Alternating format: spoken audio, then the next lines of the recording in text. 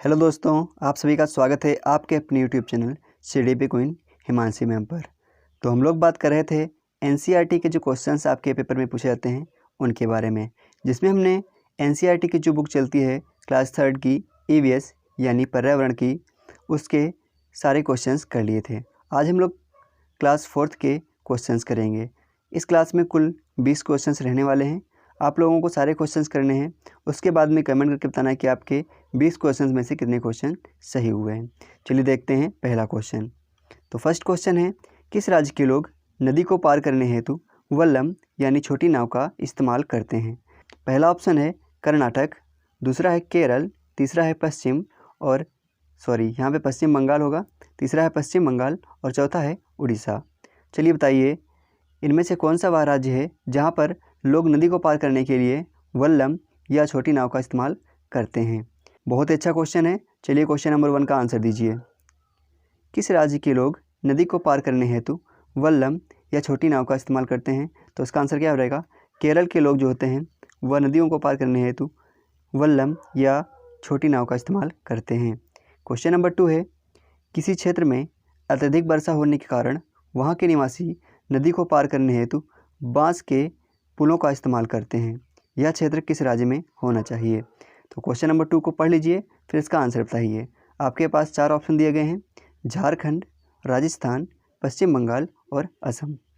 चलिए question number 2 का answer दीजिए।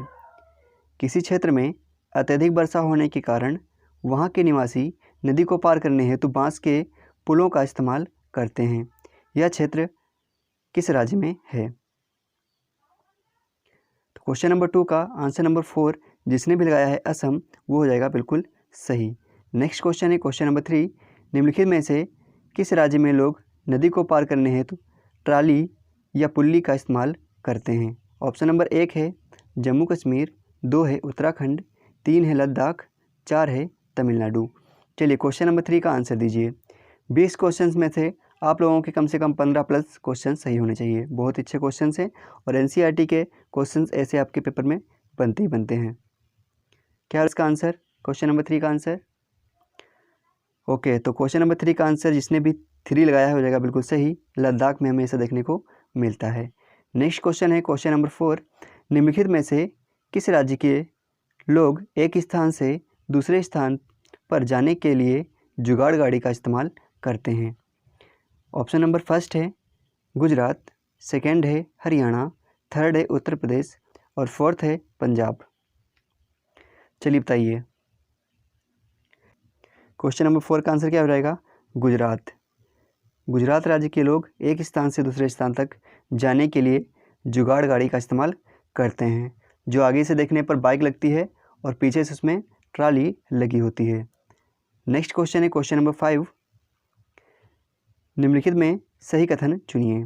ऑप्शन नंबर 1 है जिन जानवरों के बाहरी कान व शरीर पर बाल होते हैं वे बच्चे देते हैं। बी है जिन जानवरों के बाहरी कान व शरीर पर बाल नहीं होते हैं वे अंडे देते हैं। सी है जिन जानवरों के बाहरी कान व शरीर पर बाल नहीं होते हैं वे बच्चे देते हैं। और डी है जिन जानवरों के बाहरी कान व शरीर पर बाल होते हैं वे अंडे देते हैं। चलिए बताइए, इनमें से वह कौन से 2 ऑप्शन सही हो जाएंगे, क्योंकि यहाँ पे सारे ऑप्शंस में A, B, A, C और C, A ऐसे करके दिया हुआ है, यानी इसमें से कोई 2 ऑप्शंस सही हैं। चलिए बताइए, इनमें से वह कौन से 2 ऑप्शंस हैं जो सही हो जाएंगे? क्वेश्चन नंबर 5 को पढ़िए, फिर इसका आंसर दीजिए।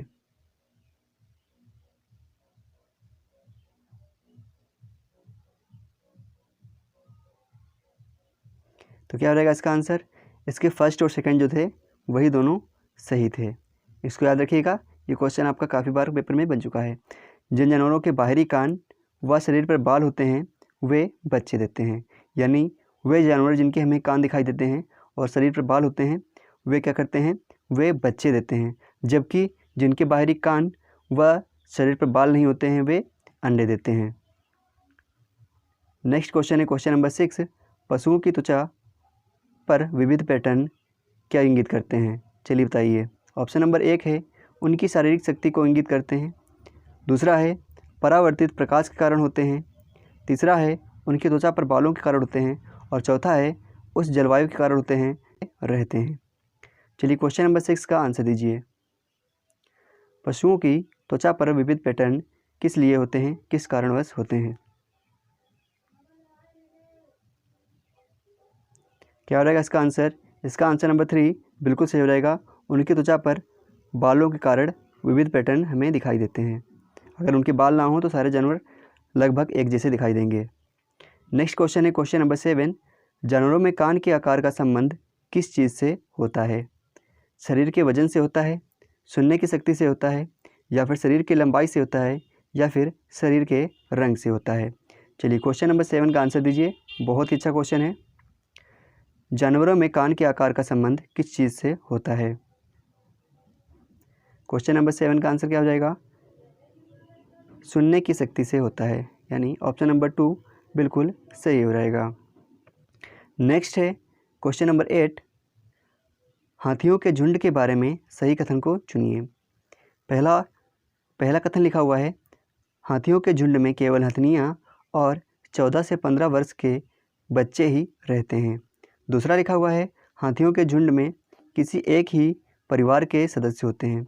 तीसरा है, झुंड की सबसे बुजुर्ग हथनी ही पूरे झुंड की नेता होती है। और चौथा है, एक झुंड में हथनियाँ और उनके बच्चों की संख्या कितनी भी हो सकती है। चलिए क्वेश्चन नंबर 8 का आंसर दीजिए। बहुत अच्छा क्वेश्चन, और हाथियों से रिलेटेड एक क्वेश्चन आपके पेपर में हमेशा बनता ही बनता है। आप कोई भी प्रीवियस ईयर का क्वेश्चन पेपर उठा के देख लीजिए। तो क्वेश्चन नंबर 8 का आंसर क्या हो जाएगा? इसमें ए और सी वाला सही है, यानी इसका आंसर नंबर फर्स्ट बिल्कुल सही हो जाएगा। हाथियों के झुंड में केवल हथनियाँ और 14 से 15 वर्ष के उनके बच्चे ही रहते हैं, और झुंड की सबसे बुजुर्ग हथनी ही पूरे झुंड की नेता होती है। और ये वाला क्वेश्चन दिया हुआ है, ये गलत है, और ये वाला भी गलत है। नेक्स्ट क्वेश्चन है, हाथियों के विषय में नीचे दिया गया कौन सा कथन सही है? चलिए क्वेश्चन को पढ़ लीजिए, फिर इसके ऑप्शंस को पढ़ लीजिए, फिर इसका आंसर दीजिए। पहला ऑप्शन है, हाथी अपना अत्यधिक भार होने के कारण बहुत आराम करना पसंद करता है। दूसरा है, 3 महीने के हाथी के बच्चे का भार सामान्यतः 2 क्विंटल होता है। तीसरा है, वयस्क हाथी एक दिन में 2 क्विंटल से भी अधिक पत्ते व झाड़ियाँ खा सकता है। और चौथा है, हाथी दिन में 8 से 10 घंटे सोते हैं। चलिए बताइए इनमें से कौन सा कथन सत्य है और बाकी के सारे गलत हैं? तो पहला ऑप्शन क्या लिखा हुआ था? हाथी अपना अत्यधिक भार होने के कारण बहुत आराम करना पसंद करता है। यह बिल्कुल गलत हो जाएगा, क्योंकि हाथी पूरे दिन में 2 से 4 घंटे ही सोता है, तो यह बिल्कुल गलत हो गया। दूसरा ऑप्शन है, 3 महीने के हाथी के बच्चे का भार सामान्यतः 2 क्विंटल होता है, तो यह जो लिखा हुआ पॉइंट यह बिल्कुल सही है। तीसरा लिखा हुआ है, वयस्क हाथी एक दिन में 2 क्विंटल से भी अधिक पत्ते और झाड़ियाँ खा लेता है, यह भी गलत है, क्योंकि वयस्क हाथी जो होता है वह एक दिन में 1 क्विंटल से अधिक पत्ते और झाड़ियाँ खाता है। 1 क्विंटल का मतलब 100 किलो से अधिक पत्ते और झाड़ियाँ खा सकता है। और चौथा ऑप्शन लिखा हुआ है, हाथी दिन में 8 से 10 घंटे सोता है, तो यह बिल्कुल गलत है, क्योंकि मैंने अभी आपको बताया वह 2 से 4 घंटे ही पूरे दिन में सोता है। नेक्स्ट क्वेश्चन है क्वेश्चन नंबर 10। बगुला भैंस पर क्यों बैठता है? चलिए बताइए, जो बगुला होता है वह भैंस की पीठ पर क्यों बैठता है? ऑप्शन नंबर 1 है, बगुला मनोरंजन के लिए भैंस पर बैठता है। 2 है, भैंस बगुले को एक स्थान से दूसरे स्थान तक आने जाने में उसकी मदद करती है। तीसरा है, बगुला भैंस को डराना चाहता है। चौथा है, बगुला तथा भैंस में सहजीवी का संबंध होता है। क्वेश्चन नंबर 10 का आंसर दीजिए। आज की क्लास में कुल 20 क्वेश्चन हैं, आप लोगों को कम से कम 15 क्वेश्चन सही करने हैं। उसके बाद में कमेंट करके बताना है कि आपके 20 क्वेश्चन में से कितने क्वेश्चन सही हुए। तो क्या हो जाएगा इसका आंसर? इसका आंसर नंबर 4 बिल्कुल सही हो जाएगा। बगुला तथा भैंस में सहजीवी का संबंध होता है। आप लोगों को कमेंट करके बताना है कि सहजीवी का संबंध किसे कहते हैं। नेक्स्ट क्वेश्चन है क्वेश्चन नंबर 11। निम्नलिखित में से सत्य कथन चुनिए।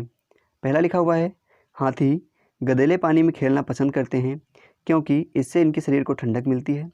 दूसरा लिखा हुआ है, अधिकांश हाथी दिन में लगभग 10 घंटे आराम करना और सोना पसंद करते हैं। तीसरा लिखा हुआ है, 3 महीने के हाथी के बच्चे का वजन लगभग 200 किलोग्राम होता है।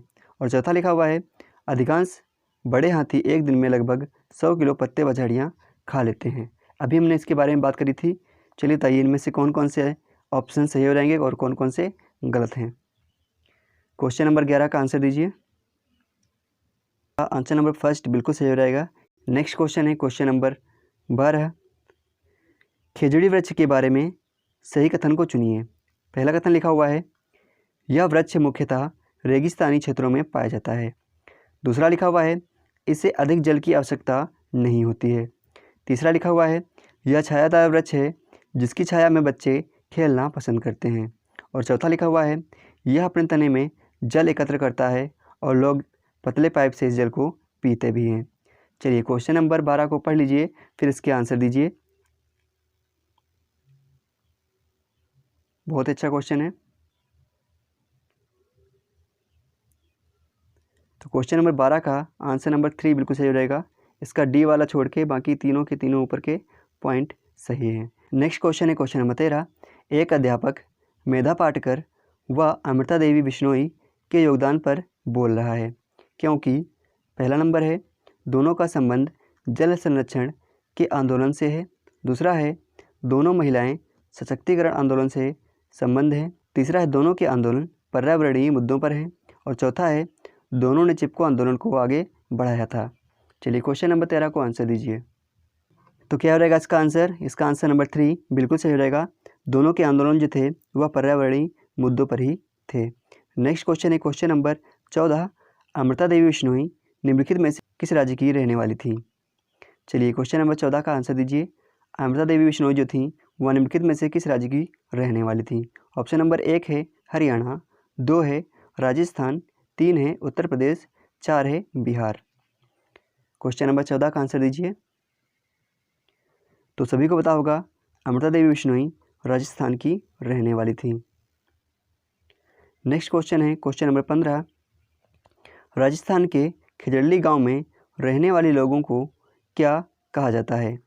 ऑप्शन नंबर 1 है मारवाड़ी कहते हैं, 2 है बिश्नोई कहते हैं, 3 है भील कहते हैं, या फिर इनमें से कुछ भी नहीं कहा जाता है। क्वेश्चन नंबर 15 का आंसर दीजिए।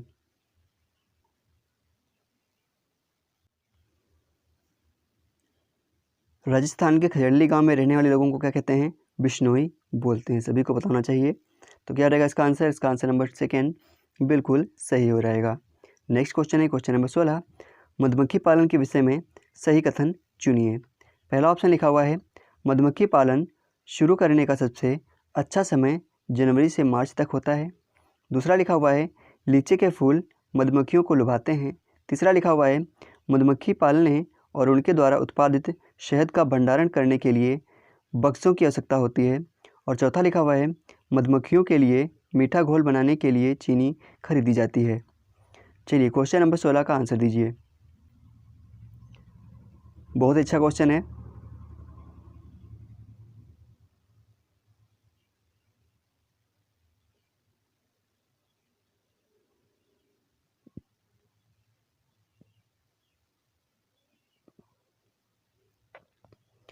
तो क्वेश्चन नंबर 16 का आंसर नंबर 1 बिल्कुल सही हो जाएगा, यानी इसका जो पहला वाला ऑप्शन है ये गलत है, बाकी के 3 नीचे के सही हैं। नेक्स्ट क्वेश्चन है क्वेश्चन नंबर 17। मधुमक्खी पालन हेतु जिस बक्से का प्रयोग करते हैं उनमें मक्खी को आकर्षित करने हेतु क्या डालते हैं? ऑप्शन नंबर 1 है चीनी का घोल डालते हैं, सेकेंड है फलों का मकरंद डालते हैं, तीसरा है फलों का रस डालते हैं, और चौथा है शहद का रस डालते हैं। चलिए क्वेश्चन नंबर 17 का आंसर दीजिए। मधुमक्खी पालन हेतु जिस बक्से का प्रयोग किया जाता है उसमें मधुमक्खियों को आकर्षित करने हेतु क्या डालते हैं बताइए? तो कई सारे लोग इसमें शहद का मीठा घोल लगा रहे होंगे, जो कि बिल्कुल गलत है। अब बताइए इसमें से कौन सा सही हो जाएगा? तो जिसने भी इसका आंसर नंबर 1 लगाया है चीनी का मीठा घोल, वह बिल्कुल सही है। नेक्स्ट क्वेश्चन है क्वेश्चन नंबर 18। बिहार के गाँवों में बहुत से किसान अतिरिक्त धन कमाने के लिए मधुमक्खी पालन करके शहद एकत्रित करने का कार्य करते हैं। मधुमक्खी पालन शुरू करने का सबसे अच्छा समय कौन सा होता है? चलिए बताइए। पहला ऑप्शन लिखा हुआ है अक्टूबर से दिसंबर, दूसरा लिखा हुआ है जनवरी से मार्च, तीसरा लिखा हुआ है अप्रैल से जून, और चौथा है जुलाई से सितंबर। बहुत अच्छा क्वेश्चन है, और पिछले क्वेश्चन में ये पूछा गया था, इसीलिए मैंने इसको नहीं बताया था। तो क्वेश्चन नंबर 18 का आंसर क्या हो जाएगा? अक्टूबर से दिसंबर इसका सही समय होता है, सबसे अच्छा समय माना जाता है। नेक्स्ट क्वेश्चन है क्वेश्चन नंबर 19, निम्नलिखित में से सत्य कथन को चुनिए। पहला है, श्रमिक मधुमक्खियाँ फूलों के रस की खोज में चारों ओर उड़ती हैं। दूसरा है, नर मधुमक्खियों के पास कोई कार्य नहीं होता है। तीसरा है, रानी मधुमक्खी अंडे देती है। और चौथा है, श्रमिक मधुमक्खियाँ केवल मादा ही होती हैं। चलिए क्वेश्चन नंबर 19 को पढ़ लीजिए, फिर इसका आंसर दीजिए। क्वेश्चन नंबर 19 का आंसर दीजिए। बहुत अच्छा क्वेश्चन है। मधुमक्खी हो गया आपका टॉपिक, हाथी हो गया आपका टॉपिक। इन सब टॉपिकों से 1-2 क्वेश्चन हमेशा बनते ही बनते हैं। तो क्वेश्चन नंबर 19 का आंसर क्या हो रहेगा? आंसर नंबर 2 बिल्कुल सही हो रहेगा, यानी इसके फर्स्ट, सेकेंड, थर्ड और फोर्थ सारे के सारे पॉइंट जो हैं सही हैं। नेक्स्ट क्वेश्चन है क्वेश्चन नंबर 20, अनीता कुशवाहा निम्नलिखित में से किस राज्य की रहने वाली थी? ऑप्शन नंबर फर्स्ट है हरियाणा, सेकेंड है राजस्थान, थर्ड है उत्तर प्रदेश और फोर्थ है बिहार। चलिए बताइए इसका आंसर क्या सही हो रहेगा? अनीता कुशवाहा निम्नलिखित में से किस राज्य की रहने वाली थी? तो सभी को पता होगा अनीता कुशवाहा जी जो थी वह बिहार की रहने वाली थी और यह मधुमक्खी पालन का कार्य करती थी। तो ये थे आज के 20 क्वेश्चंस। अब आप लोगों को कमेंट करके बताना है कि आपके 20 क्वेश्चंस में से कितने क्वेश्चन सही हुए हैं।